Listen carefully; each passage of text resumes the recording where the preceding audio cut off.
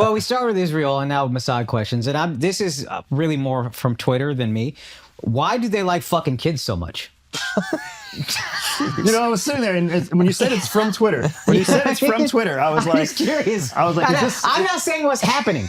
I keep hearing this thing, and I know nothing. So you are the brain for this podcast. We're never going to pretend to be smart people.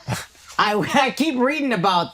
I was going to ask the same question in a different way. Do you want to try it a different way? Try your way. Let's try your way. So there was a recent news story that went viral on Twitter. Mm-hmm. Why are they all pet? No. There was a recent news story that there was an Israeli national that was in Nevada that was allegedly implicated in a child sex trafficking ring or an operation where he was trying to procure other people to have sex with children. And then he was arrested, detained in Nevada, and then deported and basically ostensibly extradited to Israel and then released by the Israeli government. People are looking at this as some sort of unfair deal the United States has with Israel, where some of the worst criminals that are attempting to offend our citizens are then getting released with impunity in their own nation. And this isn't the first time that has happened. Yeah. This is... why does that happen? I can tell you why. You're not going to like the answer why. But it happens, and it will continue to happen. So we don't know what we stumbled into. We had the Nevada police, we had local police, who stumbled into something that had an international footprint. So it could have been a coordinated intelligence operation between the United States and Israel. And Nevada stepped into the middle of it, not realizing that both the US federal government and the Israeli government understood what was happening. It could have been a situation where nobody in the United States had any idea what was happening, and Israel was just running a unilateral operation. But Israel is such a close ally, and the intel sharing that exists makes it so that we have an agreement where if an American citizen is arrested in Israel, they are immediately extradited to the United States, not held prisoner in Israel. And if an Israeli citizen is arrested in the United States, they're immediately extradited to Israel so that they're not held liable in the United States. That kind of agreement could exist. There's a number of different reasons why all of this could have played out the way it played out, but I will say that the optics are horrible, because they're exactly what your conclusion is. Why would it be that somebody who is putting American children at risk, whatever their nationality is, why would they be allowed to go right back home again? Yeah. Why wouldn't they stand trial here, where their criminal actions would have had damage? Why doesn't that person face justice here in the country where they committed the crime? Yeah. And then on a similar note, you have said on record that you think Jeffrey Epstein was most likely Mossad. So why do they like fucking kids so much?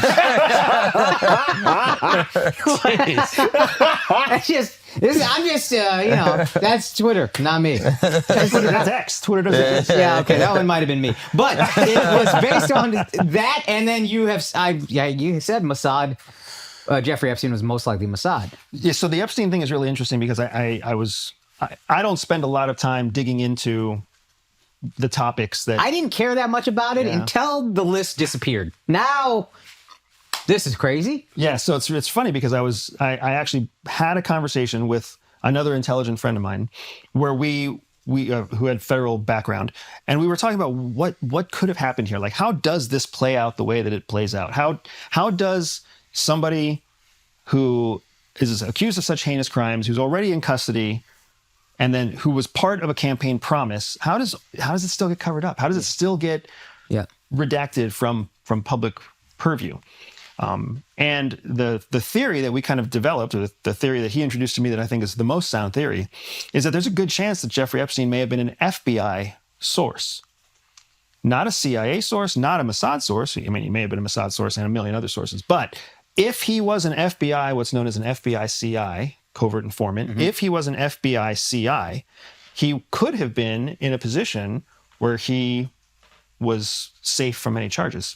Instead, he was reporting to FBI the more egregious criminal activity of all the clients that he was supporting, the people whose bank accounts he was moving and building, the people whose abuses he was building, the foreigners who were coming to his parties. Like, he could have been a pretty incredible source of information, not to CIA, because CIA doesn't work that way, but he could have worked with FBI and been given protection. You see how that sounds like you still work for CIA, right? Where you're like, it's the FBI. You get how he's like, we wouldn't do such a thing. We would, but we can't. But we can't. Okay. We can't because the CIA can't work with an American citizen without going through the FBI to get there. Okay. It has to do with authorities. Okay. Yeah, we would do all sorts of horrible shit. Okay. Yeah, that's good. I'm glad you acknowledged